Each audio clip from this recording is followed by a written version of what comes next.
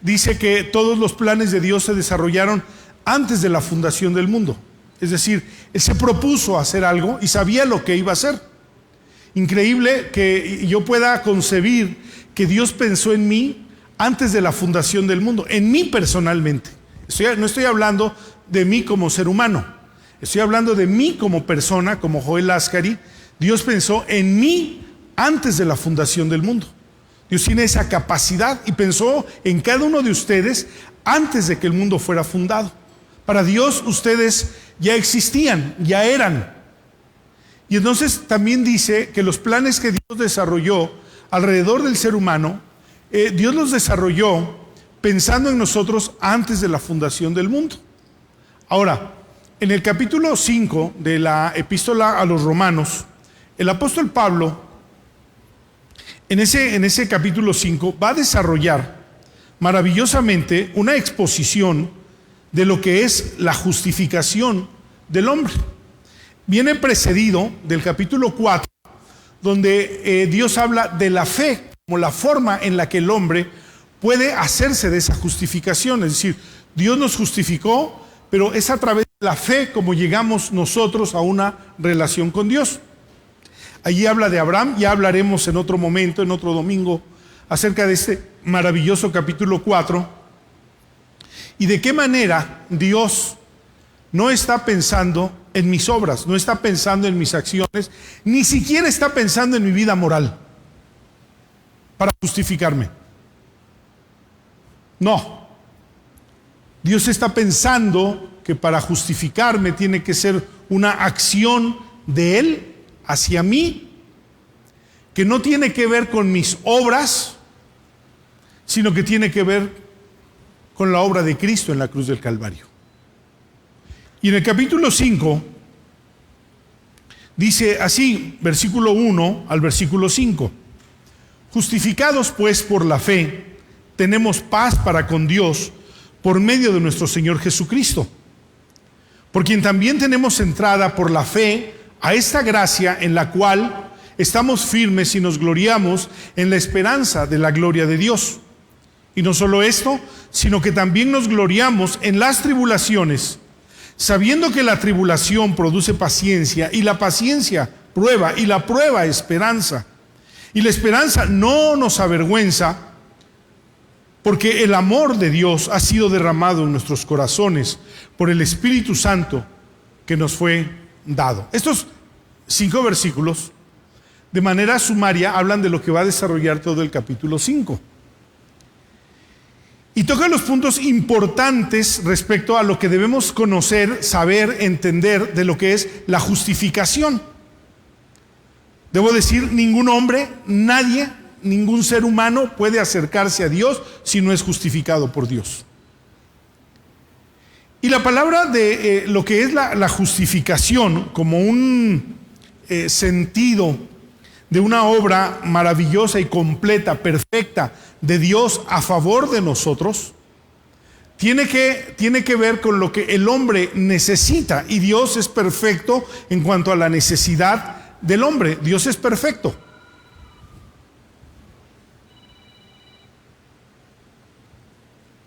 Y esta palabra, justificar, se usa 2 veces en el Nuevo Testamento, en la epístola a los Romanos. Y el significado de esta palabra es cómo hacer justa a una persona que sus obras no son justas. Es decir, ¿cómo usted le puede decir bueno a una persona que hace cosas malas? Nosotros no podemos. Dios puede, y vamos a ver por qué. Dios puede hablar bien de una persona que no tiene buenas obras, que no hace lo correcto, pero Dios puede hablar bien de esa persona. Y entonces, Dios establece a una persona como justa, absorbiéndolo de toda culpa, quitándole la culpa. Esa persona ni siquiera ha cambiado y Dios ya lo ve como justo. Esa persona viene cargada de hábitos de prácticas del pecado y Dios lo ve como justo. ¿Por qué? Bueno, porque Dios tiene un procedimiento legal, jurídico. Este es un término jurídico que Dios utiliza en base a su justicia, a las cosas que Él en su justicia ha hecho para poder declarar a un hombre justo, aun cuando ese hombre ni siquiera ha cambiado su manera de vivir.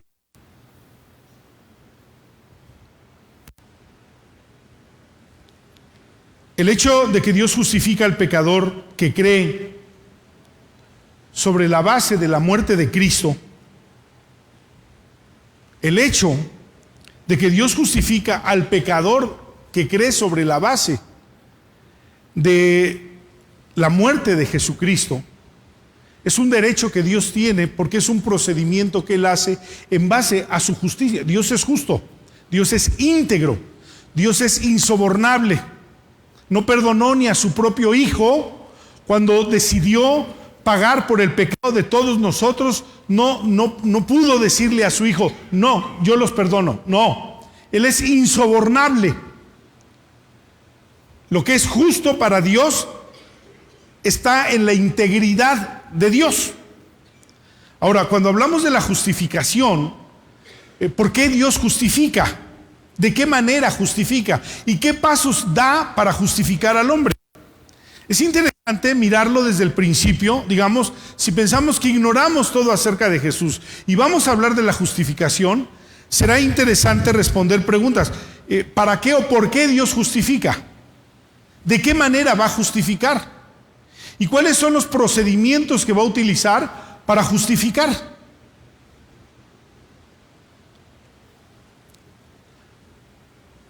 La justificación tiene implicaciones muy bellas. Digamos, implica el aspecto del perdón de nuestros pecados.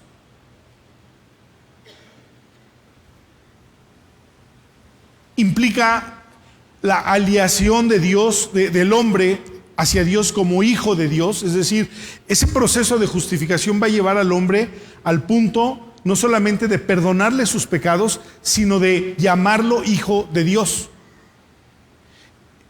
Y en tercer lugar, la renovación o santificación del hombre. Es decir, un proceso que Dios hará en la vida del hombre y que a nosotros nos cuesta trabajo entender, porque siempre queremos que nosotros le decimos a los creyentes cuando han caído, cuando han cometido, échale ganas. Y a lo mejor porque echa ganas, por eso vuelve a caer y vuelve a caer y vuelve a caer, ¿no? Le echa demasiadas ganas y entonces pues demasiadas ganas hacen que vuelva a caer. Pero nosotros creemos y le hacemos creer a la gente, a veces en nuestros consejos, a veces en nuestra manera de querer corregir a la gente, échale ganas. ¿Cómo es posible que sigues haciendo esto o sigues haciendo aquello? Y entonces nos vemos como ignorantes, porque parece que ignoramos que todos cargamos con una naturaleza de pecado dentro de nosotros y que Dios no ha quitado esa naturaleza de pecado. Una cosa es la acción jurídica de Dios de decir, ustedes ya son justificados, y otra cosa es que nuestra naturaleza que produce pecados en nuestra vida sigue allí. Ahí está, no ha sido quitada. Y entonces a veces en esa relación, en esa cercanía que queremos tener con la gente o en esa ayuda que queremos tener con la gente, lo que hacemos es confundir a la gente.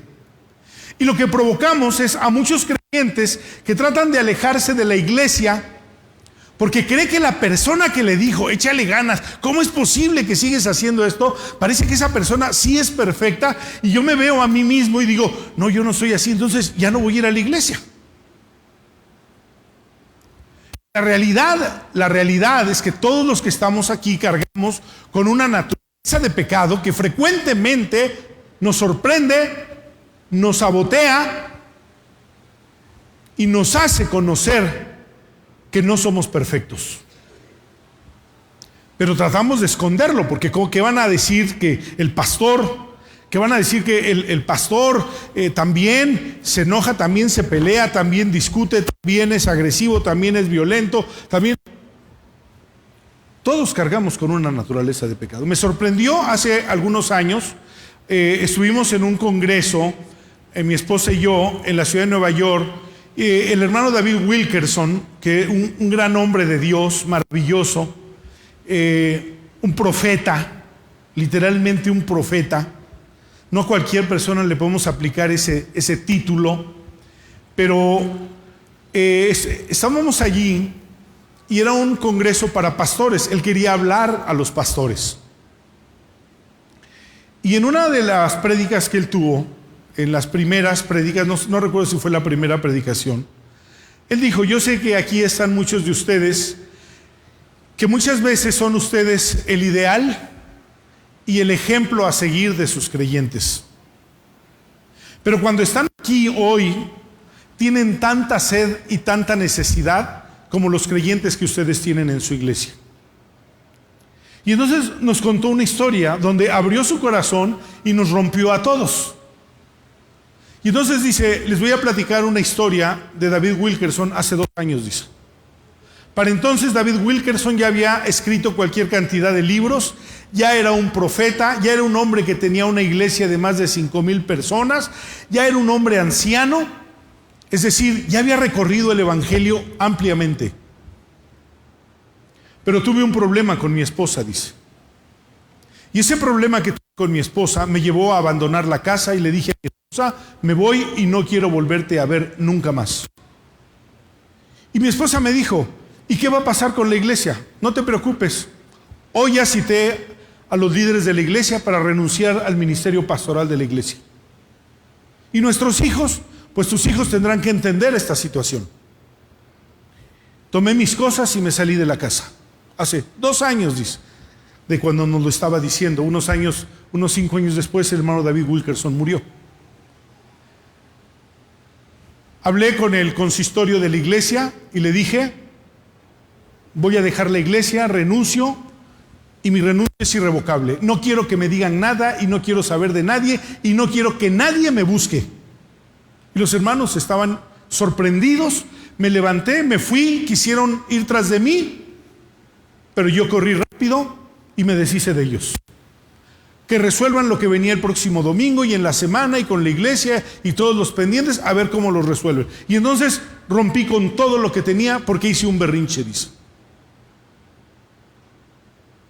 Cuando nos dijo eso, me di cuenta que todos estábamos absortos, sorprendidos. ¿El hermano David Wilkerson hizo eso?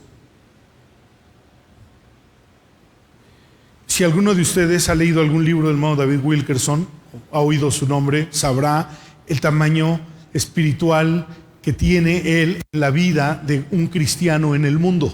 En el mundo.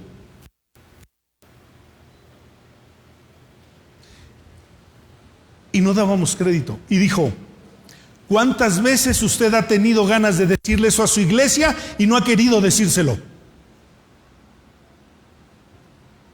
Nos rompió a todos. Nos descubrió a todos. ¿Por qué? Porque a veces queremos vivir como si no tuviéramos una naturaleza, como si no lucháramos diariamente, y queremos mostrarnos a la iglesia como que en la iglesia hay gente que es perfecta y aquí no caben los pecadores.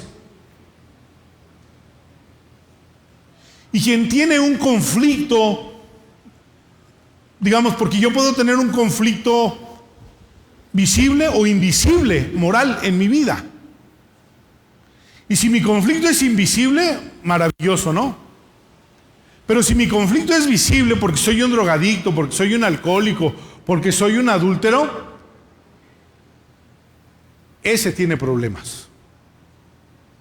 Para Dios, Él mira hasta los pensamientos. En el capítulo 5, versículo 20 de Mateo, está hablando de las intenciones. Dios califica las intenciones. Cuando los actos ni siquiera los hemos consumado, Él dice: si tú le dices estúpido a tu hermano, eres culpable para el infierno de fuego.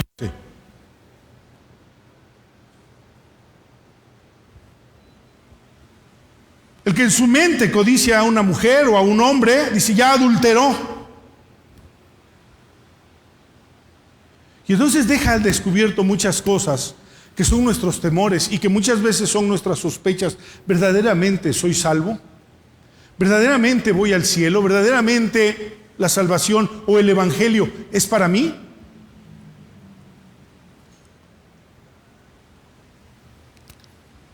La Biblia dice, nadie es justo. Capítulo 1, capítulo 2, capítulo 3 de Romanos, nadie es justo. No hay justo ni aún uno. Dios pasa una revisión por los religiosos, pasa una revisión por los moralistas, pasa una revisión al hombre natural y dice, no hay justo ni aún uno, nadie es justo. Por cuanto todos pecaron, todos están destituidos de la gloria de Dios, todos. Bueno, llega el punto en el capítulo 5, versículo 20 de Mateo que dice, si su justicia no es mayor que la de los fariseos y la de los escribas, no van a entrar al reino de los cielos. ¿Qué les parece? El hombre necesita a Dios. No tiene posibilidades de acercarse a Dios, ninguna. Pero la justificación es un acto justo en consecuencia del carácter de Dios que Él hace. Ahora, el pasaje que leímos, justificados pues por la fe, un pasaje que está en una forma pasiva. Yo a veces es activo cuando yo digo, bueno, yo hice esto por esto, o sea, me estoy justificando yo soy el que se está justificando. ¿Y por qué hago esto? ¿Y por qué hago aquello? ¿Y por qué me enojé? ¿Y por qué les dije lo que les dije? ¿Y por qué hice lo que hice? Me estoy justificando. Pero aquí en el pasaje es Dios el que está justificando al hombre. Justificados pues por la fe,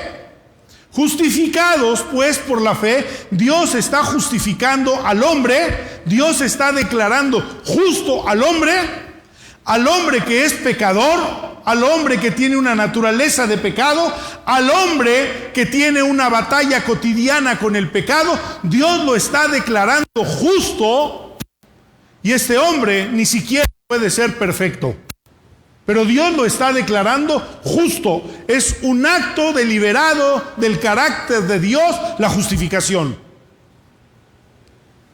Y entonces entra primero por el perdón y la redención. En el versículo 6 al versículo 11 nos habla del perdón de nuestros pecados y de nuestra redención. Es decir, de lo que Cristo hizo a favor de nosotros cuando tomó nuestro lugar. Él tomó nuestras culpas, Él tomó nuestros delitos y Él los cargó sobre Él y fue a la cruz y se convirtió en enemigo de Dios a causa de mi pecado, que llevó a la cruz y fue y murió en la cruz.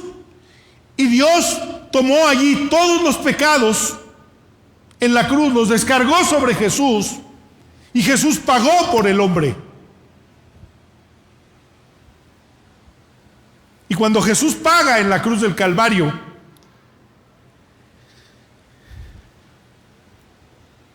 por nuestros pecados, entonces la epístola del apóstol Pablo a los Corintios dice que Él murió por nuestros pecados y resucitó para nuestra justificación.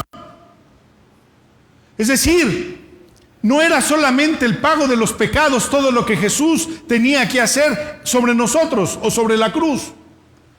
Después de eso, Él resucitaría para darnos vida y declararnos justificados a nosotros. Y el hombre puede entrar en el terreno de la salvación cuando cree en Jesucristo. Y el terreno de la salvación es un terreno de restauración de Dios para la vida del ser humano. Hay un momento en que el hombre, yo, usted, cuando hemos entrado a una relación con Dios, el primer día que entramos a una relación con Dios, que decidimos reconocer a Dios en nuestra vida, ese primer día ni siquiera entendíamos qué tenía que suceder con nuestros pecados, con nuestra manera de vivir, con nuestros hábitos, con nuestras costumbres. Simplemente teníamos necesidad de sentirnos perdonados por Dios, por culpa con la que cargamos en nuestra vida. Hemos hecho daño a nuestra familia, hemos hecho daño a nuestra vida, hemos hecho daño en nuestro matrimonio, hemos hecho daño a mucha gente y tenemos culpa. Pero Cristo murió por nosotros y perdonó nuestros pecados y resucitó para justificarnos delante de Dios. Porque entonces el que murió por nosotros tenía que resucitar, ponerse a la diestra del Padre y declarar justo a todo hombre que se acerca a Dios a través de la fe. Y no tenía que cambiar su manera de vivir. A esto a mucha gente le molesta, le sorprende, no quiere saberlo, pero esa es la realidad. No teníamos que cambiar nuestra manera de vivir cuando Dios nos justificó. Eso es uno de los problemas y de la ignorancia que hay en torno a la justificación. Siempre queremos que la gente se porte en un modelo en el que yo no quepo, pero quiero que los demás sí. Siempre tenemos un molde para la gente. Siempre queremos acusar a la gente. Y Romanos dice, ¿quién acusará a los escogidos de Dios si Cristo es el que murió? Deje de estar juzgando a la gente por sus actos, porque quien murió por nosotros es Jesús. Y entonces no nos cabe en la cabeza que Dios nos haya justificado, como lo hizo con aquella mujer cuando fue encontrada en el acto del adulterio, y de pronto la traen toda la ley bien clara para ponerle en letras gigantes y decirle a Jesús, esta mujer fue sorprendida en el acto del adulterio. La ley dice que debe de morir apedreada. No trajeron al adúltero, se les olvidó.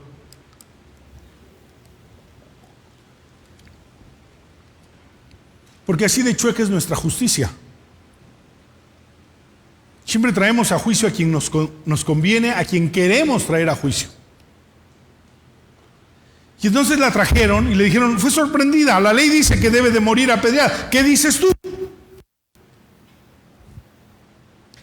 Pero la Biblia tenía una sorpresa. La Biblia tiene una sorpresa maravillosa en sus páginas, y Jesús declara esa sorpresa maravillosa de Dios para el hombre. El que de ustedes esté libre de culpa, arroje la primera piedra. Y el problema del hombre era la culpa. Y la ley no vino para librarnos, sino para hacernos saber culpables. Y quienes tenían la ley no podían sentirse libres de culpa. Y de pronto Jesús empieza a escribir con el dedo en la tierra algo, y cuando levanta su rostro, encuentra a la mujer sola y le dice, ¿y dónde están los que te acusan? No hay ninguno, ni yo te condeno. Vete y no peques más. Había un esbozo allí de la justificación en una mujer que acababa de ser sorprendida en el acto del adulterio, pero en la justificación Dios no le pide al hombre que cambie su manera de vivir. En la justificación, de acuerdo al capítulo 4 de Romanos, lo que Dios le pide al hombre es que confíe en Dios, en la obra de Dios, en lo que Dios es capaz de hacer, y que ampare toda su vida en la obra de Cristo. Eso es todo lo que le pide. Y pone como ejemplo a Abraham. Le creyó a Dios. ¿Quién era Abraham? La Biblia detalla muchas cosas negativas de Abraham. Pero todo queda olvidado cuando dice, le creyó Abraham a Dios y le fue contado por justicia. Otra vez, el acto de justificación de Dios. Porque el hombre nunca tendría una justicia capaz de agradar a Dios. Jamás. Aquel himno maravilloso que cantamos, Roca de la Eternidad. Aunque fuere siempre fiel, aunque llore sin cesar, del pecado no podré justificación tener. Aunque llore, aunque... No. Me acuerdo que una vez le dije a un maestro de escuela dominical, yo era un adolescente, y entonces me impresionó aquel versículo que decía que todo pecado puede ser perdonado, pero el pecado contra el Espíritu Santo no puede ser perdonado. Y en mi mente me llevaba a que yo había pecado contra el Espíritu Santo. Y entonces con mucha angustia le pregunté al maestro, ¿y si yo suplico y yo pido perdón y yo le prometo a Dios nunca volver a pecar? Yo creo que hasta con muchas lágrimas y igual y Dios te perdona. Ay, cómo me acuerdo de ese maestrito. Me hizo creer que era yo quien tenía que hacer algo para merecer.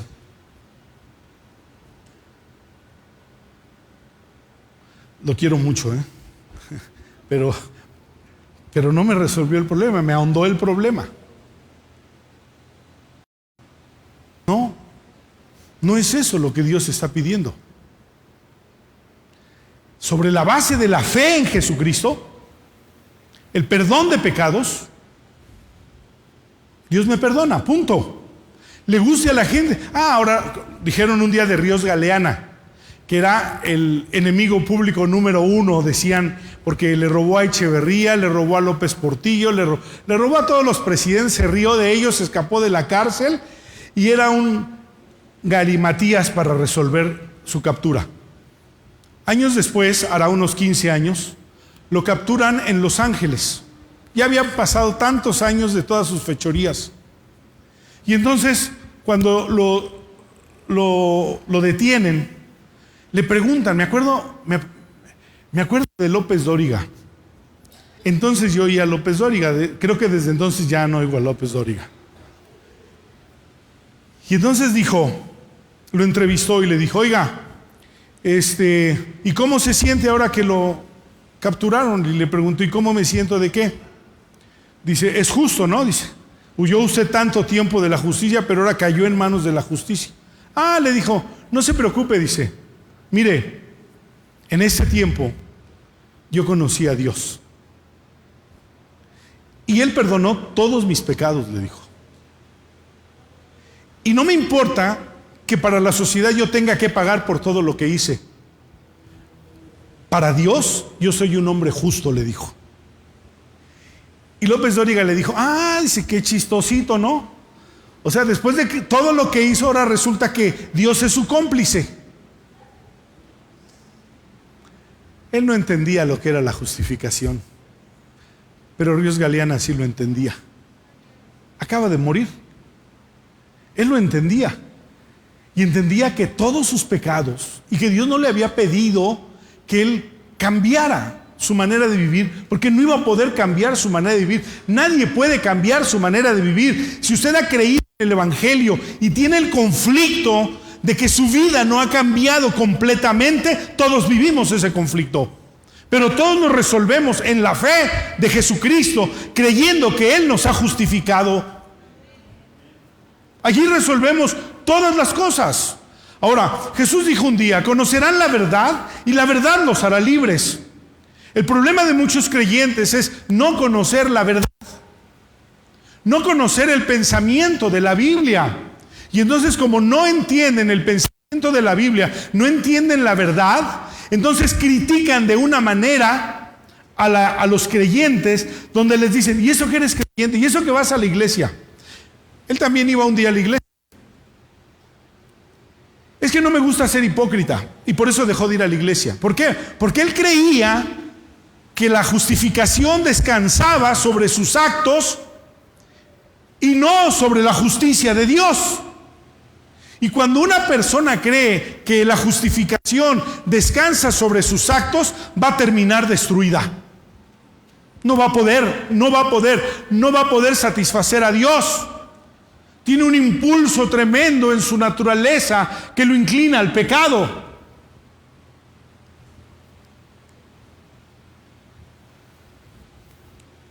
Cristo murió por nosotros. Y después de que murió por nosotros, la palabra dice que nos hizo sus hijos.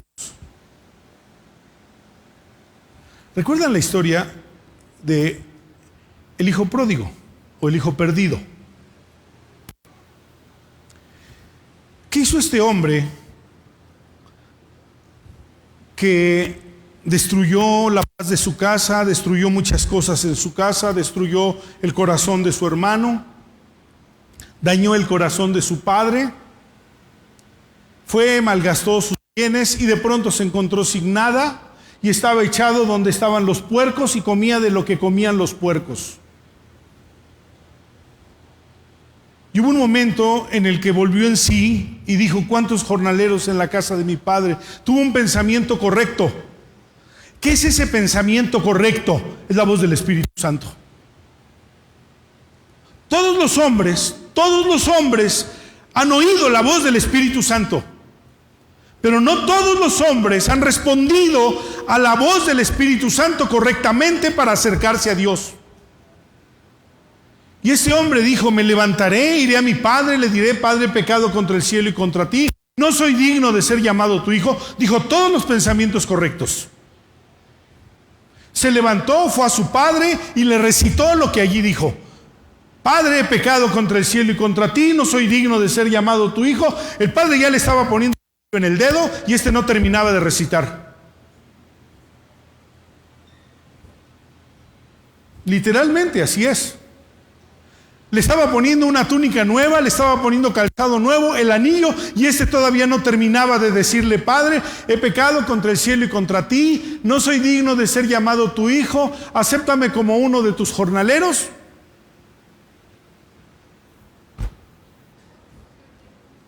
Dios ya lo había recibido en la casa. ¿Por qué? En la mente de este hijo no cabía la posibilidad de la justificación, de la gracia de Dios, de la misericordia de Dios, de un acto de justicia de Dios, que cuando nos acercamos a Dios por la fe, creyendo en Jesucristo, Dios nos declara justos, no importa que seas el más perverso. A veces les he dicho en la reunión de oración: hermano, oremos por los homicidas, por los violadores, que conozcan a Jesús. Cuando Dios justifica, porque simplemente mira la evidencia de Cristo y de la fe en Jesucristo. Y entonces dice: es libre de culpa. Y de allí en adelante es el Espíritu Santo el que va a producir. Él produce el querer como el hacer por su buena voluntad.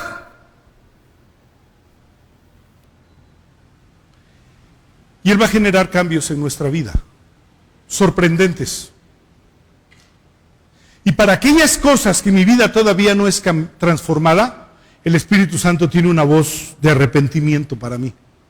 Usted lo ha probado, todos lo hemos probado. Y es que volví a hacer esto y volví a la voz del Espíritu.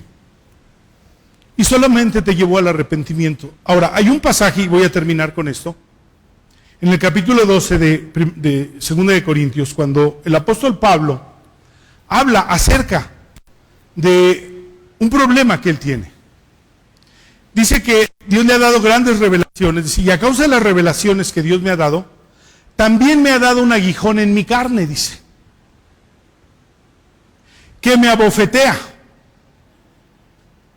Y entonces algunos críticos o algunos comentaristas dicen que literalmente era un demonio que se le aparecía y le daba de cachetadas. Eso no dice la Biblia, ni da pie a eso. Otros dicen que era una enfermedad porque tenía un problema en su ojo. Pablo, de sus enfermedades, dijo: yo me glorío. Y dijo que cumplía en su cuerpo lo que faltaba de las aflicciones de Cristo. De tal manera que ni era un demonio ni era una enfermedad. Pero cuando el apóstol Pablo utiliza en la Biblia, en la hermenéutica lo vemos, un aguijón en mi carne, nos remite, por ejemplo, entre otros pasajes, al capítulo 15 de 1 Corintios. Porque el aguijón de la muerte es el pecado. Qué difícil tragarnos esto de decir: el apóstol Pablo estaba hablando de una debilidad en su carne,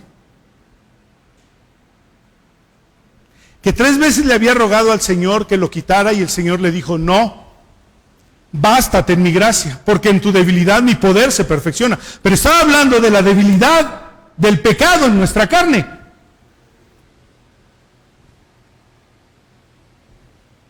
Porque claro, para nosotros el apóstol Pablo era inmaculado. Era perfecto, intachable. Ninguno de los hombres de Dios lo fue. Todos lidiaron con su naturaleza y vivieron en la gracia de la misericordia de Dios para ser transformados y perfeccionados, y no fueron perfeccionados completamente, sino hasta el día que fueron fueron llamados a la presencia de Jesús.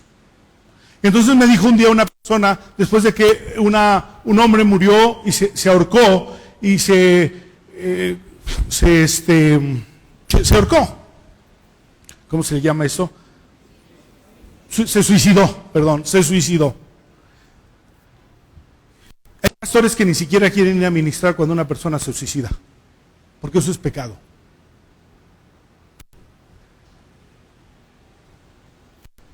Yo le dije una vez a un pastor, ojalá el día que te vayas con Dios, si te da un infarto fulminante, Dios te regale 5 minutos y te diga, a ver, ponte a cuentas porque te voy a llevar de un infarto fulminante, y si te llevas pecados te vas a ir al infierno. Eso no funciona así, por supuesto. Y entonces mucha gente cree que una persona que se suicida se va al infierno. Cuando yo vaya con Dios, será maravilloso si Dios me permite decir, Señor, perdóname por todos mis pecados. Por esto. Ponerme a cuenta con todos a los que he ofendido y llamarlos a mi lecho y decirle a mi esposa, a ver, aquí está la lista, quiero que los traigas de tal hora a tal hora porque quiero hablar con ellos. Nunca va a pasar. Pero Dios le quitó el poder al pecado para que en el creyente el pecado no me condene. Yo sé que a mucha gente no le gusta, pero ábrame la Biblia y dígame lo contrario. Dios le quitó al pecado su poder en la vida del creyente para que el pecado en el creyente no lo condene. Lo puede disciplinar, pero no condenar.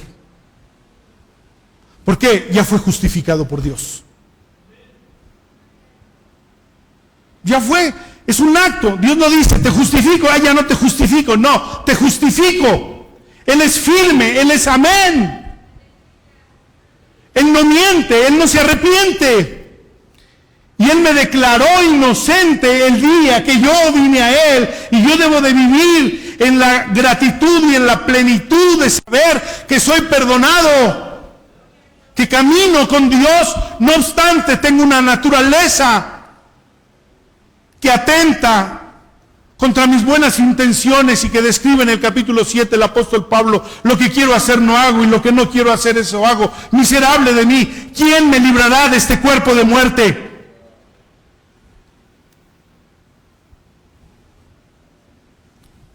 Usted ya fue justificado.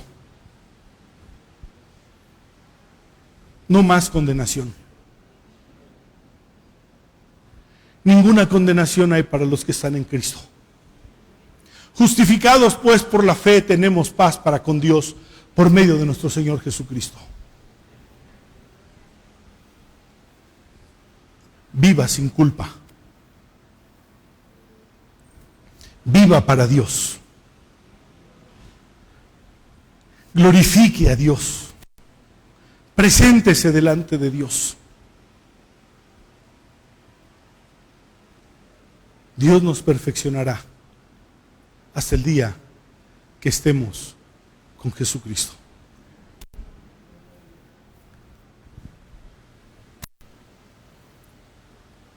En Romanos capítulo 4, versículo 5 dice: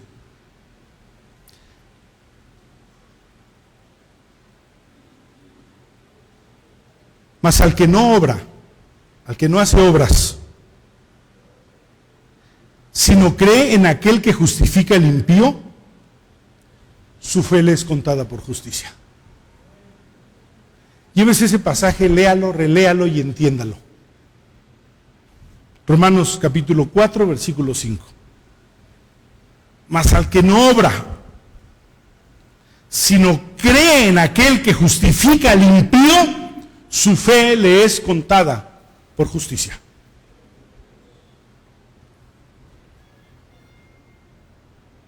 Deje su culpa. Deje de estarse quitando la salvación. Deje de estar sospechando de usted. Busque a Dios, acérquese a Él, crea en Él, confíe en Él y viva en la libertad de la vida en Cristo. Cierre sus ojos.